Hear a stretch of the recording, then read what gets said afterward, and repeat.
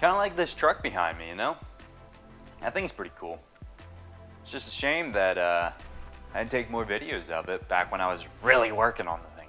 But anyway, since I didn't, I guess I have to tell you a little bit about it. A little bit before I turned 17, I bought this truck. It was a 1981 C10 with 350 in it.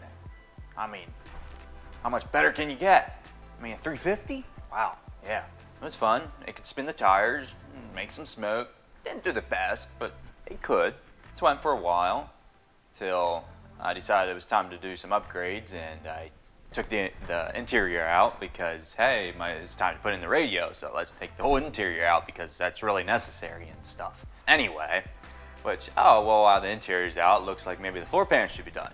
Okay, so start cutting things out, and firewall is all rusty too, so take the heater box out, have the fender off, and well, at this point, how much harder would it be to just pull the engine, cam that, make this truck really something? So out came the engine and transmission. Basically, there was nothing left of the truck, and pulled off the bed, you know, might as well paint it right away. So it had a bit of rust on it, fixed some of that up, did all my own body work, got ready to paint it, and in the meantime found out that the 350 block was cracked.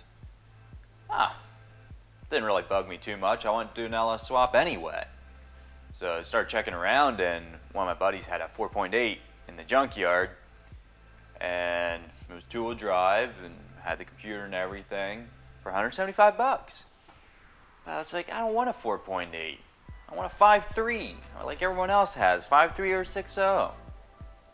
But after some research and finding out that if you turbo them, they're actually pretty fast, I was like, okay, we'll give it a shot. Fine, whatever.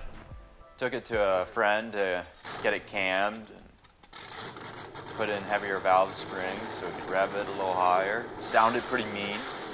Put it in the truck, seemed like all was going well. Test drove it with no bed and no hood. And yeah, things were looking good. So finished the paint job. Oh no, wait, I didn't finish that. Why would I do that? I don't move that fast. I mean, come on, I get itchy to drive. You do too, right?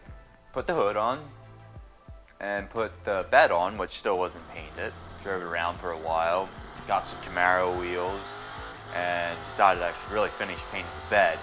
So I got the bed painted and put the Camaro wheels on. It was looking okay. Had also lowered the rear. Didn't get around to lowering the front yet, but it looked okay. Went about a month, and one of the wheels flew off because... So yeah, I came flying up over this knob, about 70 miles an hour, and wheel comes off. Just, I drove right over the thing, got a little bit of air, and nearly totaled the whole truck. Came in within 3 foot of a parked car. But thank goodness I hadn't hit it, and was able to come up the next day, throw on another set of wheels and drive home. But then it sat for a long time because I was very frustrated with it and didn't feel like looking at it anymore. It had too many problems. Anyway, so finally I was like, well, the Camaro wheels aren't going to work. These spacers aren't safe. I don't want to run them anymore. So I got other wheels, and I was like, hey, you know, while I'm at it, why just wheels? Let's bag it. The rest, you know, let's bag it in the front. Because the rear, I had done an axle flip in the rear, and it was looking a little weird, so get the front end down. So went to work and started cutting things and torching things and welding things. Actually, no, I didn't really do all that. It was pretty much a bolt-in kit that I got. I did make my own air management, which was kind of a failure, but it worked for the moment. And that was much better. I was pretty happy with it. I don't know, broke a lot of things, always breaking things, always towing it home. In fact, my dad said, I think you tow it home more than you drive it home, which probably wasn't far from the truth. Finally, one day, I did a nice burnout and something cracked pretty loud. I drove it another mile or two down the road and was pulling in to my friend's place, and something started rattling and grinding. Here I broke one of the axles. and the wheel was coming out the side, but it was too low that it couldn't fit out past the fender, so it was grinding on the fender. So, towed the truck home again, and it sat for a long while until I decided what I wanted to do with it. I finally got a posi unit for it rather than a spool. I got 30 spline axles, and then at that point I was like, well, you know, why stop there? Let's take this project a little further. Why not a 4-link? So I started looking into 4-links, but 4-links are expensive, and the kits didn't quite suit me. I didn't like any of them. It's like, it'd be a lot of fun to build my own. So I started doing some research, found some pretty good write-ups out there on the internet, started building my own.